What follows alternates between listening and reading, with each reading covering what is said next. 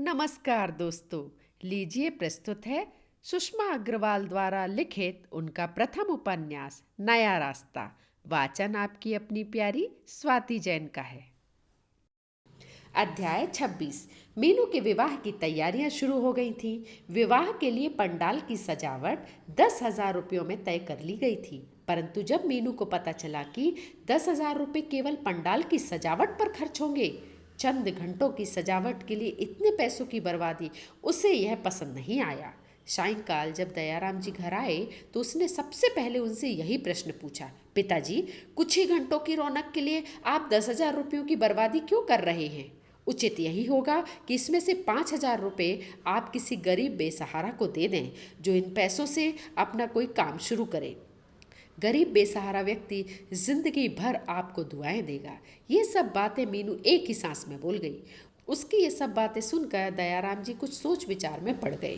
कुछ क्षण बाद में बोले, मीनू बेटी, दुनियादारी के लिए भी बहुत कुछ करना पड़ता है। बिना सजावट के आजकल शादी में रौनक कहाँ आती है? परंतु पिताजी, चंद घंटों के लिए 10,000 की बर्बादी मैं पसंद नहीं करूंगी, मीनू ने स्पष्ट शब्दों में कह दिया।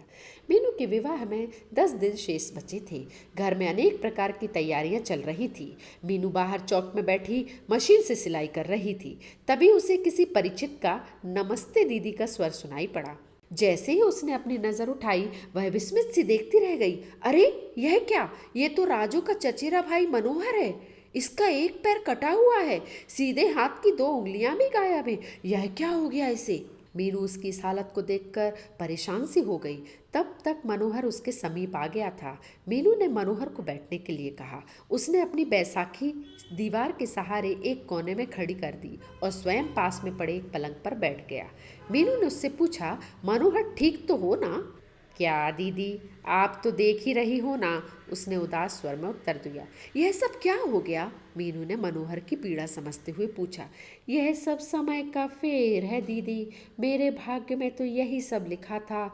मुझे एक फैक्ट्री में नौकरी मिल गई थी। मैं अपने आप को बहुत खुशकिस्मत समझ रहा था कि मुझे इतनी छोटी उम्र में ही नौकरी मिल गई, परंतु ईश्वर को यह सब मंजूर नहीं था। एक दिन काम करते करते मेरा पैर मशीन में आ गया, साथ ही सीधे हाथ की 2 उंगलियां भी कट गई। यह तो बहुत बुरा हुआ। मीनू भी उसकी बातें सुनकर उदास हो गई। दूसरे ही क्षण मनोहर के चेहरे पर प्रसन्नता की लहर दौड़ गई। वह मुस्कुराते हुए बोला, दीदी, मैंने सोचा आजकल शादी का काम होगा, मैं भी कुछ काम कर आऊँगा। तुम क्या काम कर सकते हो मनोहर? उसी पल मीनू को लगा कि उसे ऐसा नहीं कहना चाहिए था, इसलिए उसने बात संभालते हुए कहा, आजकल तुम क्या कर रहे हो? मैं तो घर में खाली बैठा हूँ दीदी, मुझ अपाहिज को कौन नौकरी देगा? मनोहर के इन शब्दों में मजबूरी का एहसास था। मीनू के हृदय में बचपन से ही अपंगों के लिए दया की भावना थी, परंतु मनोहर को तो वैसे भी वो बचपन से ही जानती थी, इसीलिए उसकी यह हालत उससे देखी नहीं जा रही थी।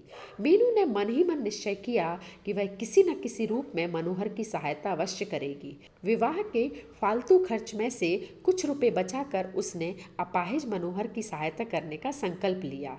रात में बिस्तर पर पड़े पड़े मीनू यही सोचती रही कि न जाने हमारे देश में ऐसे कितने अपंग लोग हैं।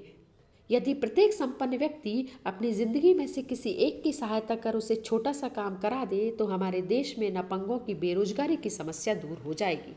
परंतु ऐसे लोग कितने हैं जो किसी गरीब की मदद करते हैं?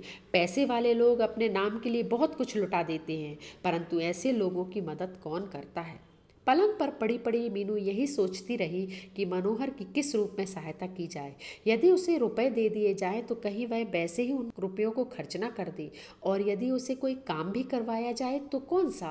वह अपाहिज हर कार्य को तो नहीं कर सकता। सोचते सोचते मीनू के मस्तिष्क में यह विचार आया कि मनोहर के लिए पान की दुकान करवाना ही उचित होगा। एक पैर ना होने के कारण वह चल फिर तो सकता नहीं, फिर सीधे हाथ की 2 उंगलियां भी नहीं हैं, तो क्या हुआ? बाकी 3 उंगलियों के सहारे वह पान तो लगा ही सकता है, और 5,000 रुपयों में पान की दुकान आसानी से खोली भी जा सकती है। प्रातः होते ही मीनू ने अपना सुझाव अपने माता पिता को सुनाया। उन दोनों को भी मीनू का सुझाव उचित लगा। उन्हें अपनी बेटी पर गर्व था। इतनी स्वाभिमानी व उदार चरित्र की बेटी पाकर वे अपने आप को धन्य महसूस कर रहे थे। मनोहर को मीनू के घर के सामने ही पान की दुकान खुलवा दी गई। मीनू की इस दया भावना ने मनोहर की जिंदगी सुधार दी। शेष 6 दिन भी यूं ही व्यतीत हो गए और मीनू के विवाह का दिन भी आ गया। विवाह न होने के कारण समाज के ताने सुनने वाली मीनू आज दुल्हन के रूप में कितनी सुंदर लग रही थी। उसकी डोली सजी और अपने पिया संग ससुराल को चल दी। मीनू को पा लेने पर अमित भी अब अपने को भाग्यशाली महसूस कर रहा था। दुल्हन के रूप में सजी मीनू आज साधारण पढ़ी लिखी मीनू नहीं, वरन एक प्रसिद्ध वकील मीनू थी, जिसने आत्मविश्वास व लगन से विशेष ख्याति प्राप्त कर ली थी। आज वह अपनी उस मंजिल तक पहुंच चुकी थी जिसकी उसे तलाश थी।